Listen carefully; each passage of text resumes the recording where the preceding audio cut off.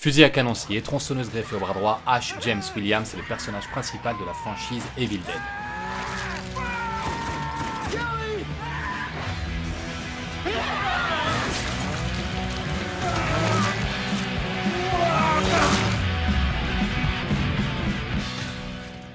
Tout commence quand une bande de jeunes décide d'aller passer un week-end dans une cabane paumée dans les bois.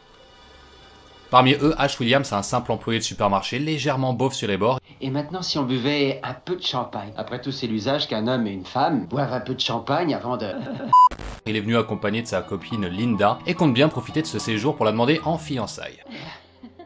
Durant leur première nuit dans la cabane, la petite bande va faire la découverte du livre des morts, c'est le Necronomicon. Un bouquin fait de peau humaine et écrit avec du sang. Oui, je sais, c'est dégueulasse. Il contenait d'anciens textes sumériens qui révélaient des rites funéraires bizarres, des formules incantatoires qui devaient servir à ressusciter certains démons.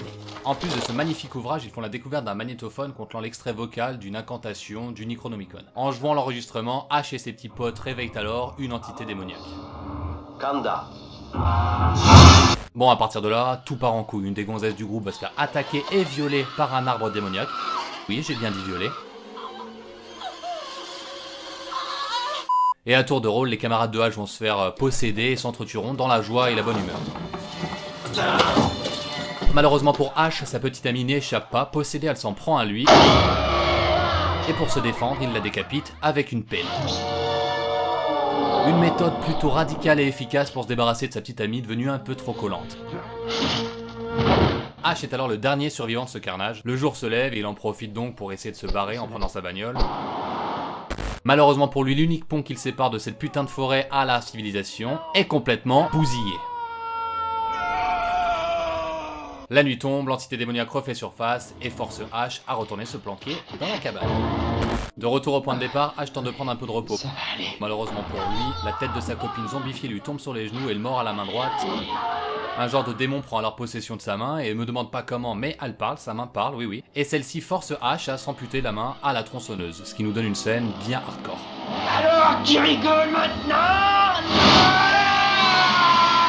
Plus tard, Annie, la fille du propriétaire, débarque avec un petit groupe. Les murs sont repeints au jus de cervelle et Ash est recouvert de sang. Forcément, ils le prennent pour un putain de psychopathe et décident de l'enfermer dans le sous-sol.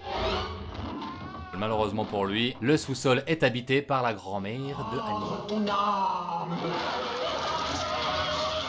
Rapidement, le petit groupe comprend que Ash n'est peut-être pas si fêlé que ça et décide de le libérer avant qu'il ne se fasse bouffer par le zombie qui hante la cave.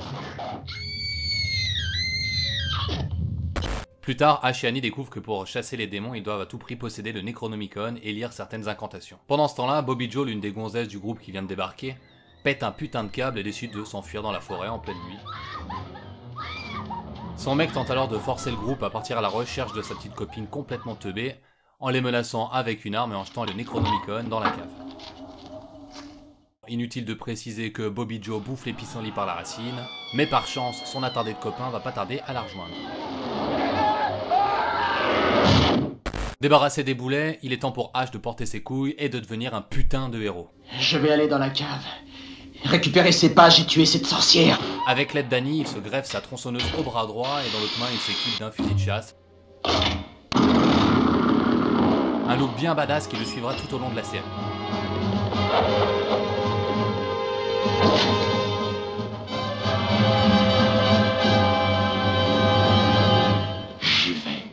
Sapé comme jamais, il descend dans la cave, récupère les pages du Necronomicon et colle une putain de branlée aux zombies.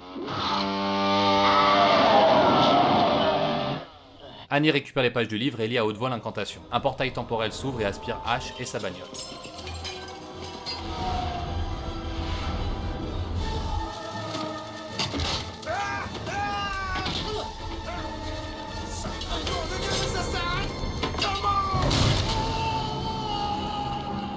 Ash est alors envoyé au Moyen-Âge et se retrouve aux côtés de chevaliers. Ces derniers le prennent alors pour le héros venu du ciel selon leur prophétie. Monseigneur, je pense que c'est l'homme que nous décrit le Necronomicon.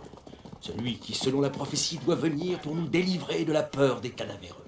Afin de retourner à son époque, Ash est contraint d'aider les chevaliers à combattre l'armée des morts. Hé, l'idole des monstres. À nous deux. Grâce à lui, les chevaliers remportent la victoire. Ash devint alors une putain de légende. Il peut alors retourner à son époque où un accueil héroïque l'attend. J'aurais pu rester. D'ailleurs, il me considérait comme un être supérieur. Comme un Jedi. Ah d'accord. 30 ans plus tard, Ash est contraint de reprendre du service dans la série Ash vs Evil Dead. C'est donc le retour de l'un des plus populaires personnages de films d'horreur, à savoir Ash James Williams. Oh, bien sûr, j'aurais pu rester dans le passé. J'aurais même pu être roi. Mais, à ma façon, je suis plus qu'un roi. Et tu seras la reine, bébé.